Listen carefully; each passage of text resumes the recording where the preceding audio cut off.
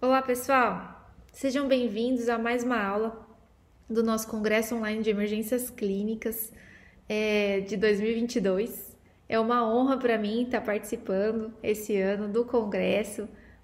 Tenho certeza que vocês também estão aproveitando, então vamos dar seguimento aí na nossa próxima aula. A minha aula é de hemorragia digestiva alta, tá? A gente vai focar aqui numa abordagem prática e bem assertiva desse quadro que é bem importante, pode chegar aí em qualquer emergência clínica, tá? Meu nome é Eliane Rissato, eu sou gastroenterologista pela Santa Casa de São Paulo, sou hepatologista pela Unifesp e atualmente eu sou docente na Universidade do Oeste Paulista, sou preceptora aqui na disciplina de gastro na residência de clínica médica do Hospital Regional de Presidente Prudente. E se vocês quiserem entrar em contato aqui comigo, estou disponível no Instagram, tá? Então fiquem à vontade aí. Bom, para começar a falar então sobre a hemorragia digestiva alta, a gente tem que lembrar desse carinha aqui, o ângulo de Treitz, que é a junção aqui do duodeno jejunal, que o duodeno ele vem, dá a voltinha aqui na cabeça do pâncreas, ele faz aqui essa flexura, né, do duodeno jejunal, e aqui a gente chama de ângulo de Treitz. Dessa porção aqui para cima, tudo que sangrar a gente chama de hemorragia digestiva alta, tá? Muito bem. E quais os sinais e sintomas que o paciente pode apresentar? Inicialmente, então, a gente sempre tem que lembrar aí da hematêmese, o vômito com sangue. Então, aquela quantidade absurda de sangue, né? O paciente, ele vai, no mínimo, relatar que ele vomitou muito sangue, ou às vezes ele pode vomitar sangue na sua frente, né? Isso se chama hematêmese. A melena, então, seria esse sangramento que, tudo bem, sangrou lá em cima, né, acima do ângulo de Treitz, mas esse sangue foi passeando por todo o trato gastrointestinal, chegou lá no cólon para formar as fezes e ele vai tingir essas fezes de uma cor enegrecida, né, e um odor muito fétido. Quem já sentiu o cheiro de melena nunca mais vai esquecer, né? Então, a gente até pergunta para o paciente, ou mesmo o paciente fala que as fezes têm aspecto de borra de café, de tão escuro, e ela fica com essa consistência meio estranha também. A hematoquesia seria umas fezes misturadas com sangue, e esse sangue não necessariamente é um sangue vivo, é um sangue amarronzado. Essa característica a gente chama de hematoquesia. Diferente também da enterorragia, que a gente tem, então, sangue vivo nas fezes, tá? E é uma grande quantidade, geralmente. Nesses casos da hematoquesia e da enterorragia, a gente pensa mais em sangramento digestivo baixo, ok? A não ser que esse sangramento ele esteja tão importante ou seja de mais segmentos do trato gastrointestinal que está acelerando demais o trânsito intestinal e pode também sair um pouquinho de sangue aí mais vivo pelas fezes. Bom, o paciente chegou, ele tá com essa história aí, principalmente de hematêmese, porque aqui a gente está lidando com pacientes de emergência clínica, né? E aí o paciente ele vai chegar e ser classificado ali, pelo menos para a gente tentar direcionar o que a gente vai fazer com esse paciente. Existem dois tipos que a gente vai classificar a hemorragia digestiva alta. A hemorragia digestiva alta, HDA varicosa, e a hemorragia digestiva alta não varicosa. Isso daqui é a primeira triagem que eu vou fazer quando eu estou conversando com o meu paciente. Qual será que é o tipo de paciente que eu vou lidar nesse momento, tá? As causas mais comuns, então, de sangramento de HDA varicosa são sangramentos pelas varizes de esôfago, né? E as varizes gástricas e de fundo gástrico.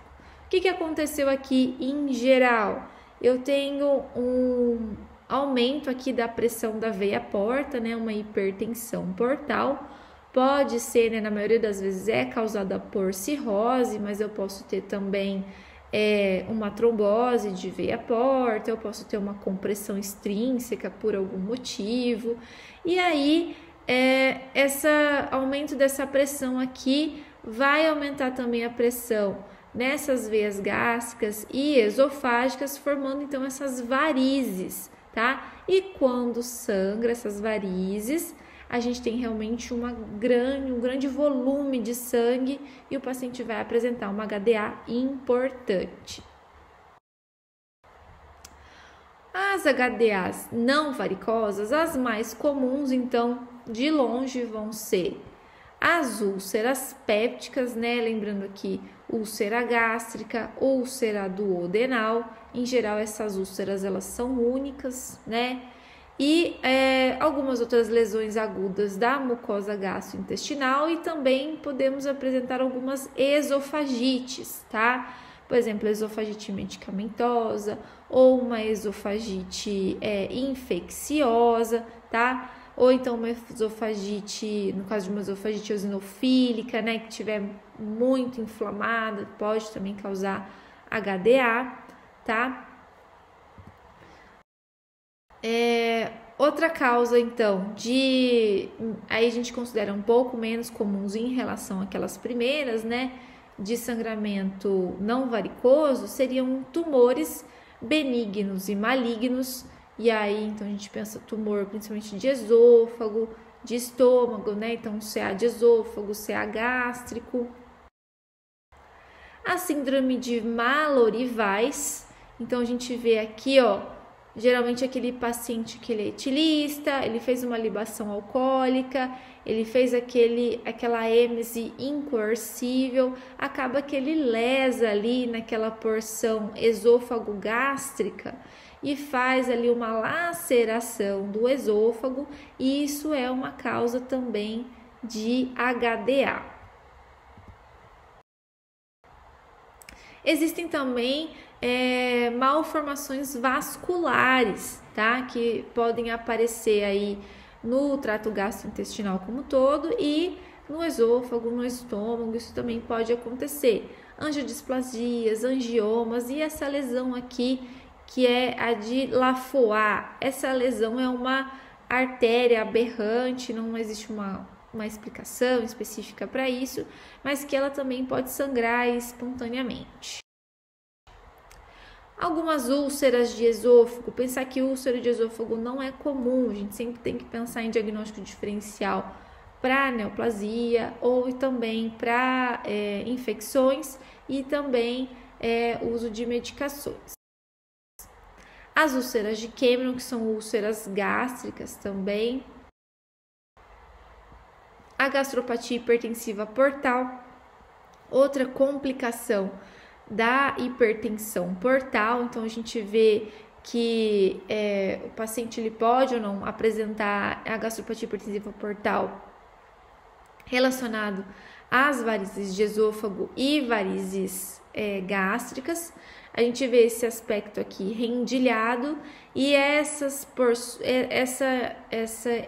ingurgitação, né, que ocorre na mucosa do estômago, pode acabar também causando um sangramento não necessariamente de grande monta, mas pode ser um sangramento assim insidioso. Isso também vai levar, por exemplo, ao achado de melena. Outra coisa que pode acontecer são as ectasias vasculares, que ocorrem aqui muitas vezes na porção do antro gástrico. E a gente tem essa apresentação aqui bem bonita que chama estômago em melancia, né? Watermelon, tá? Então fica aqui esse aspecto das ectasias vasculares antrais. Outra coisa que pode acontecer, que é um evento catastrófico, né, uma fístula aortoentérica, então por algum motivo ali, geralmente o paciente pode ter um aneurisma de aorta, e esse aneurisma ali, ele faz uma fístula pro intestino e por isso tem esse sangramento causando um HDA, isso daí é trágico, né, obviamente. Hemobilia, qualquer lesão que está acontecendo lá nas vias biliares pode também sangrar, isso também pode causar HDA. E algum sangramento pancreático, por trauma, por qualquer outra coisa, também pode causar algum tipo de sangramento, levando a esses sinais e sintomas de HDA. Muito bem. Eu não vou, assim, ficar me alongando em todas as causas aqui, porque a gente vai focar mais agora na parte prática. Bom, sempre a gente tem que pensar, então, numa abordagem inicial. O paciente chegou, ele falou que ele vomitou sangue, ele falou que ele pode também ter melena, alguma coisa assim. Vamos caracterizar, né? Que tipo de sangramento é esse? Então, foi um vômito com sangue em grande volume? Foi melena? Foi os dois? Isso está acontecendo há quanto tempo? Né? Existe algum sintoma que precedeu esse evento, né? Esse episódio? Ele estava sentindo alguma coisa? Ele fez uso de alguma medicação específica? Ele é um paciente cardiopata que faz uso de AS, né, ácido acetilsalicílico, todos os dias? Será que ele é um paciente que ele está fazendo uso aí indiscriminado de anti-inflamatório não esteroidal? Será que ele é um paciente que faz uso de algum tipo de anticoagulação, né? Principalmente varfarina, né, que são medicações que podem causar alguma discrasia sanguínea e também podem levar a algum sangramento gastrointestinal. Lembrar também que esse paciente ele pode ter alguma doença associada. Então, como eu já comentei, ele pode ser um paciente que ele já tem uma cardiopatia prévia, faz uso de certas medicações que podem predispor aí a sangramento, ou então anticoagulantes, ou ele faz uso indiscriminado aí de anti-inflamatório para dores crônicas, etc. Ou esse paciente ele tem um quadro prévio de úlcera péptica, ele já fala assim, uma vez eu já sangrei por conta de úlcera, ou já tive úlcera, já tratei. A gente sabe que a úlcera ela é recidivante, ela pode voltar. Paciente que já tem história prévia de infecção por H. pylori, não tratou ainda. Ou paciente que ele já tem um quadro de cirrose, então será que ele já tem uma história prévia? A gente sabe que ele tem uma hepatopatia crônica e que ele pode ter, então, estar apresentando hipertensão portal com sangramento de varizes de esôfago. Tudo isso a gente vai colher ali com ele, com a família, quem tiver disponível para passar as informações, né? E será que isso já aconteceu, né? Então, assim, por exemplo, algumas vezes a gente tem que se atentar. Se o paciente já apresentou esse quadro antes, que tipo que foi? Foi um sangramento por úlcera péptica? Foi um sangramento por varizes de esôfago? A chance desse quadro novo ser semelhante a esse quadro anterior é grande, então vamos se atentar a isso. E sempre realizar o toque retal. A gente precisa ver se esse paciente ele tá apresentando melena, se esse paciente tem sangramento também por via digestiva baixa, tá? O toque retal ele faz parte da avaliação também da HDA, a gente não pode esquecer isso, tá? Muito importante. Claro que todo o contexto aí da gente tem que avaliar o paciente como todo, exame físico completo, né? Na parte laboratorial, a gente vai investigar principalmente depressão sanguínea, né? Com queda de HB, alterações de eletrólitos e, dependendo da sua hipótese diagnóstica inicial, tentar aí pensar se esse paciente está fazendo uma discrasia sanguínea, ver o coagulograma, tá bom? Então, vamos focar agora no que interessa, como que a gente vai tratar esse paciente, né? Então, o paciente chegou, hemorragia digestiva alta. Como que eu vou caracterizar isso? O paciente, ele tá com quadro de hematêmese, ele tá com um quadro de melena nas últimas 24 horas, tá? Pode ser que ele teve esse sangramento em casa e chegou, pode ser que ele não estava passando bem e veio para cá e sangrou aqui, tá? A gente considera sempre se houve queda aí do HB de mais de 2 pontos, né? E se a gente teve que transfundir esse paciente nas últimas 24 horas, tá? E ainda assim também teve queda da HB. Por exemplo, eu já ajustei e ele tá continuando a cair essa hemoglobina, então também vou me atentar que esse paciente continua sangrando, talvez, né? Isso faz parte da nossa avaliação. E aí eu vou colocar esse paciente em jejum. Por quê? Porque eu preciso preparar esse paciente para a endoscopia, né? Ele tá precisando, né? A gente já vai indicar a endoscopia, daqui a pouco a gente vai chegar lá. Mas eu já deixo ele preparado para fazer esse exame. Preciso nesse momento passar uma sonda nasogástrica, alguma coisa assim? Não é necessário, tá? São poucos casos que a gente precisa realmente passar sonda para fazer lavagem. Se for assim um paciente que está com sangramento, que está com muitos coágulos, alguma coisa assim, que você quer limpar melhor, mas não é necessário, tá? Em todos os casos, você vai selecionar o paciente que talvez tenha essa indicação, tá? Para acelerar, né? Para fazer o exame. Monitorização hemodinâmica. Então, esse paciente, ele sangrou muito, tá? Ele tá com sangramento muito importante. Nesse caso, a gente já vai levar em consideração que ele pode evoluir para um choque hipovolêmico, né? A qualquer momento, vamos já monitorizar esse paciente para ver como que tá esses sinais. Deixar ele em ambiente de sala de emergência, em terapia intensiva, né? Conforme houver disponibilidade. A ressuscitação volêmica, então, para os pacientes com uma PA sistólica aí abaixo de 90, 100 e frequência cardíaca acima de 100 batimentos por minuto. Então, esse paciente já está evoluindo aí para um quadro que pode descompensar ele a qualquer momento. Então, a gente faz aquela coleta de exames laboratoriais que eu falei para vocês. Bom, hemograma, função renal.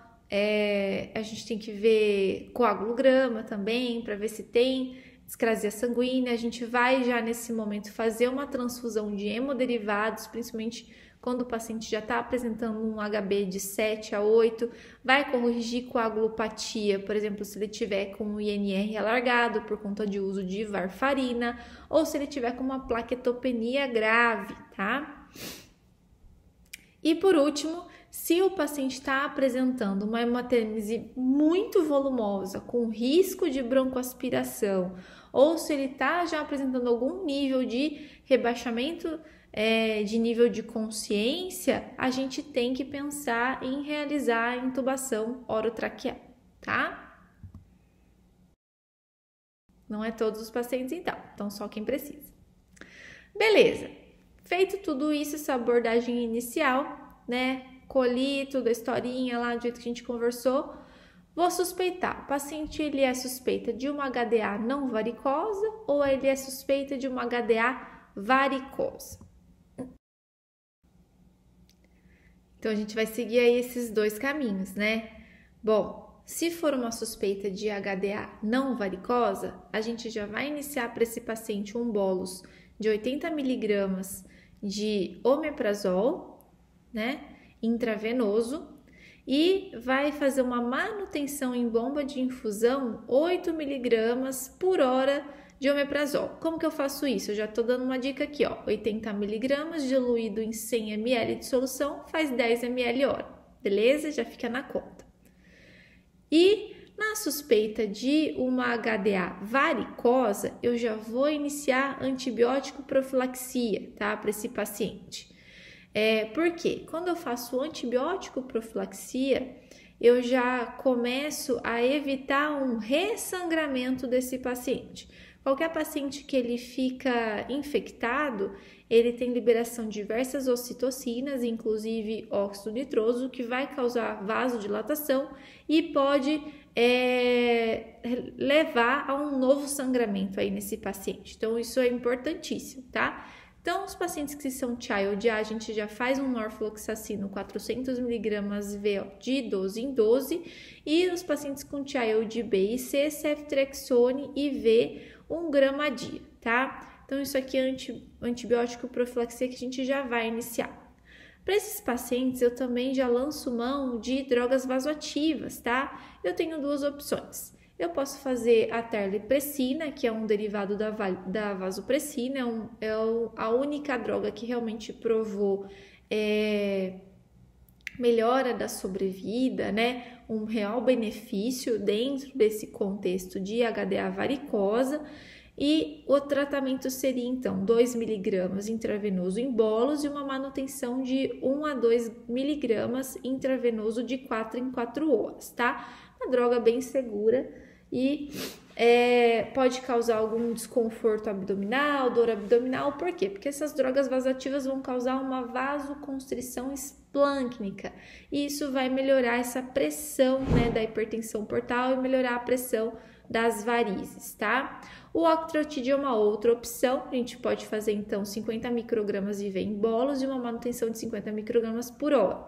Aí já coloquei a diquinha aqui, 0,5 mg diluído em 200 ml de solução salina, deixa lá na bomba de infusão a 20 ml hora. Muito bem. Seguindo então, já lancei mão aqui desses tratamentos iniciais, eu estou esperando a minha endoscopia, que ela vai acontecer em até 24 horas. Na HDA varicosa, então, na HDA não varicosa, eu vou fazer então um tratamento endoscópico. Geralmente, então, se for uma úlcera, né, que são os casos mais comuns, a úlcera péptica, um Forrestil 1A, 1B, 2A ou 2B, a gente pode fazer tratamento térmico, pode colocar o clipe, pode fazer uma injeção de adrenalina e pode escolher um segundo método endoscópico ali na hora, tá? Conforme a necessidade. A gente vai manter esse omeprazol intravenoso por 72 horas e depois eu já posso evoluir para a via oral. Sempre pesquisar H. pylori, tá? No caso de úlcera péptica duodenal, a gente já pode lançar mão do tratamento também, tá? Do H. pylori, aquele tratamento padrão, amoxicilina, claritromicina e depois manter, né, esse BP pelo tempo necessário. Na HDA varicosa, então a gente tem o tratamento endoscópico, a gente tem duas opções. A ligadura elástica, que é sempre a primeira opção para as varizes esofágicas, né? Ela é mais segura, principalmente na hora do procedimento e depois, né, para evitar sangramento. Mas também existe a possibilidade de fazer escleroterapia. As duas têm grande benefício no tratamento das varizes de esôfago. Agora, as varizes de fundo gástrico, quando elas são ocupadas, né, do tratamento, a gente faz do sangramento, a gente faz um outro tratamento, que é o cianoacrilato. O cianoacrilato é como se fosse uma cola, que quando ele entra em contato com o sangue, ele endurece e aí consegue tratar essas varizes de fundo gástrico. Também, nesses casos, a gente mantém, né, o vasoativo aí por 3 a 5 dias, para manter ali aquela pressão daquela alteração ali da hipertensão portal controlada, tá? E a gente não causar aí um novo quadro de HDA nos primeiros dias. Seguindo então, se eu tiver algum sangramento persistente ou recorrente, a gente tenta endoscopia de novo, tá? E aí a gente tenta um novo tipo de tratamento, algum outro método que não foi feito na primeira, tá? Isso é uma opção. E se caso for necessário, existem algumas terapias de resgate, tá? Na HDA não varicosa, a embolização transarterial por radiointervenção, tá? Também um procedimento invasivo ou mesmo cirurgia. Então, o paciente está evoluindo mal, está ficando cada vez mais grave. Então, ele já tem que talvez pensar nessas abordagens mais invasivas. E na HDA varicosa, a gente tem aqui o balão de Sengstaken-Blakemore, que é esse balão que tem, que é essa sonda, que tem dois balões, né? Um balão que fica aqui no fundo gástrico, a gente insufla ele primeiro, e depois insufla esse outro balão aqui, que é o balão esofágico. E aí essa sonda, então ela é tracionada, né? A gente passou a sonda aqui, insuflou o balão gástrico, depois o balão esofágico, e a gente traciona ela para fazer uma pressão na parede esôfago-gástrica, então impedindo, né, melhorando esse sangramento aí, estancando mesmo o sangramento. Essa sonda ela pode ficar por até 24 horas para então ser reavaliado e, por exemplo, em lugares também que não há endoscopia disponível, essa também é uma opção, tá? A TIPS, que é uma outra método de radiointervenção, ou então cirurgia em casos muito graves mesmo, né? Lembrar que antes da alta hospitalar, eu vou então evoluir o tratamento na HDA não varicosa do IBP, do inibidor da bomba de prótons, né, que eu tinha iniciado o omeprazol, para via oral, em dose plena, manter esse tratamento aí por 4 a 8 semanas e lembrar de erradicar a Helicobacter pylori, tá? Lógico que esse paciente ele não pode ir embora para casa com Deus, ele tem que ter um retorno, né, para ser reavaliado e tudo mais, mas lembrar que ele tem que ir com esse tratamento para casa, tá? Na HDA varicosa, lembrar que aquela antibiótico profilaxia que eu iniciei lá no dia que ele chegou, eu mantenho por 7 dias nos pacientes cirróticos, tá? Pra gente evitar aí, infecção, tá? Já inicia então o beta-bloqueador quando ele já tiver com aquela compensação hemodinâmica. O beta-bloqueador seria uma terapia adjuvante para melhorar a pressão da veia porta. E lembrar de fazer uma nova endoscopia aí depois de 1 a 3 semanas para continuar essa nossa programação de erradicação das varizes esofágicas.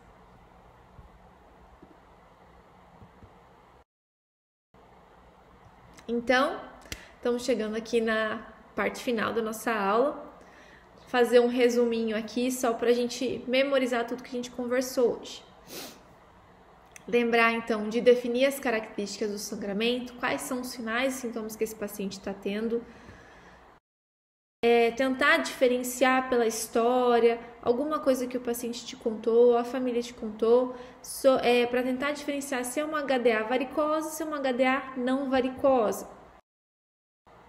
Eu vou estratificar esse risco e já lançar mão de medidas iniciais de ressuscitação volêmica, de reposição dos hemoderivados quando necessário. Vamos iniciar então aquelas medidas para HDA varicosa e não varicosa. Programar já essa endoscopia em até 24 horas depois da admissão, né? Então, eu preciso fazer essa endoscopia o quanto antes. Na HDA varicose, então, nossas medidas são antibiótico profilaxia, o uso dos vasoativos, a terapia endoscópica, o uso do beta-bloqueador na estabilização hemodinâmica. Na HDA não varicosa, uso do inibidor da bomba de prótons intravenoso, a terapia endoscópica, pesquisar e tratar a Helicobacter pylori. Por último, eu quero lembrar vocês, a mortalidade na HDA não varicosa é de 3,5% a 10% dos casos. Na HDA varicosa, 15 a 20% em até 6 semanas, chegando a 40% nos pacientes com uma cirrose avançada. Então, o paciente chegou com esse quadro de HDA, não perde tempo. A gente tem que tratar esse paciente, a gente tem que dar seguimento nesse paciente depois, para ele não entrar aí nessa estatística. Essas foram as referências que eu usei na aula. Consegui aqui manter meu tempo de 30 minutos. Quero agradecer muito ter participado com vocês desse congresso e espero que vocês estejam aproveitando também. Deixo aqui meu contato para vocês quando precisarem, se tiverem alguma dúvida, e me sigam que lá eu sempre posto assunto aí da área, tá bom? Até mais, pessoal. Bom congresso!